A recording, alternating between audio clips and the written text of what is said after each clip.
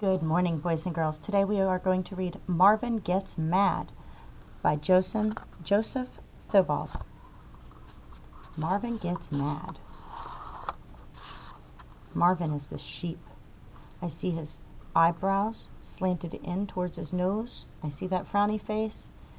Now, if we just saw the frown, we might think he was sad, but he's got those eyebrows tilted in. We know that means mad or angry. One perfect morning, Marvin and Molly found a tree full of big, juicy apples. There was one apple that Marvin really wanted, but no matter how high he jumped, he couldn't quite reach it. Maybe it will fall off, thought Marvin.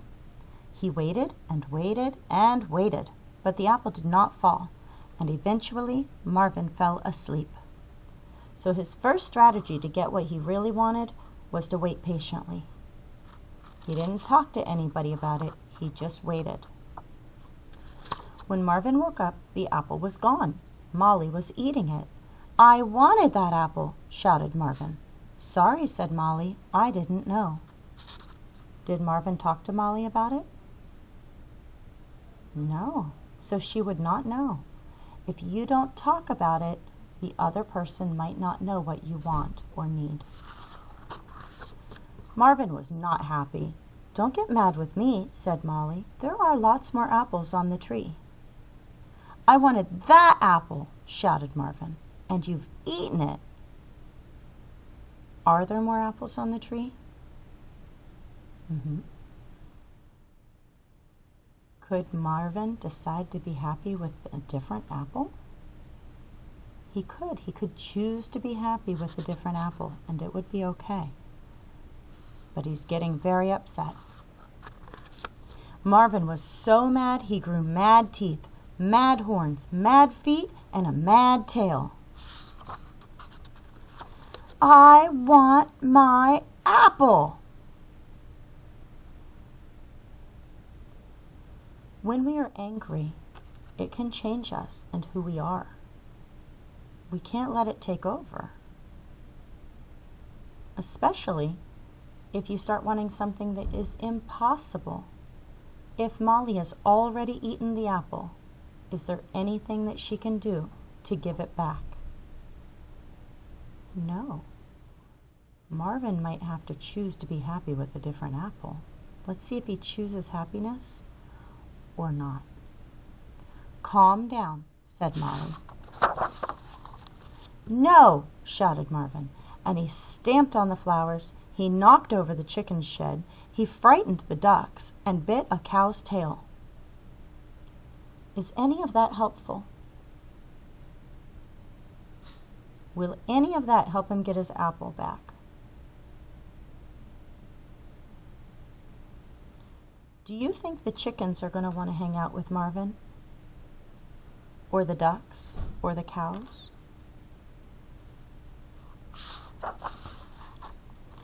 Marvin didn't know what he wanted anymore because he let his mad take over. He stamped his big mad feet and he let out a great big mad "Bah!" And as Marvin stamped harder and harder, the ground began to rumble underneath of him, and suddenly, crack!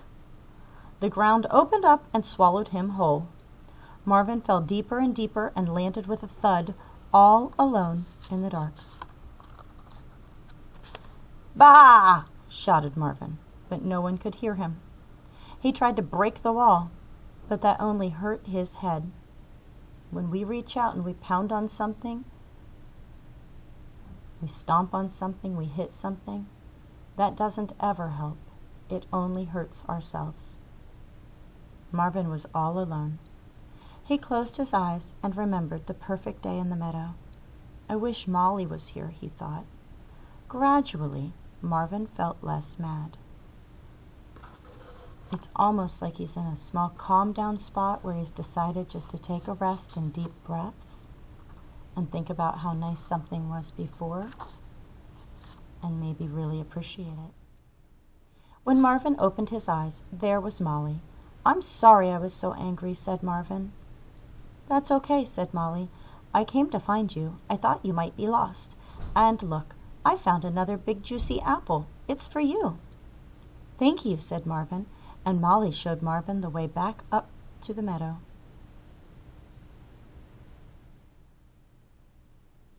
What were the words that Marvin said that really helped make things better? "I'm sorry."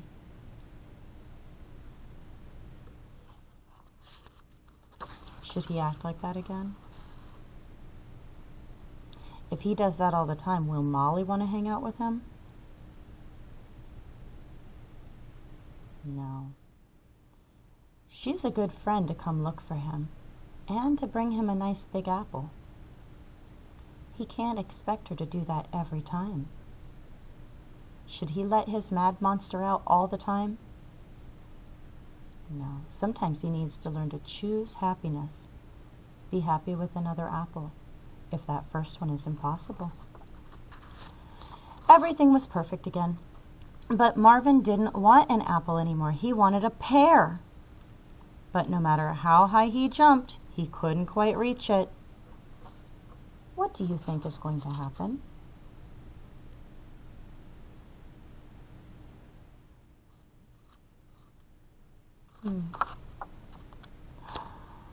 We've seen that picture before. Oh, I hope he doesn't let the mad take over. And the book's over. We'll never know. Let's think about the choices that Marvin could make. He decided he didn't want an apple anymore. Everything is perfect in the meadow, but he wants a pear, and it's too high for him to get. What could he do?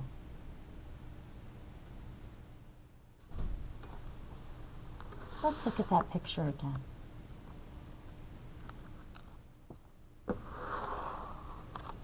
He can't get it.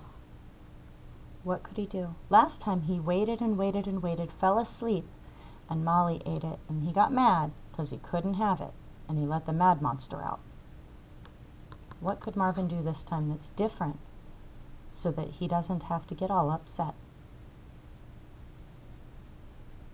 He could ask for help. Definitely. Who could he ask for help? He could ask Molly. I bet with both of them they could get that pear.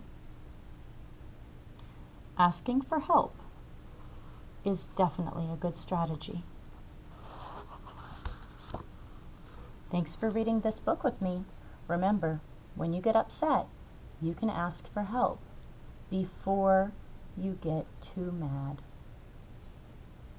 Punching and kicking, letting the mad monster out, doesn't help anybody, only hurts yourself and makes others afraid to be around you.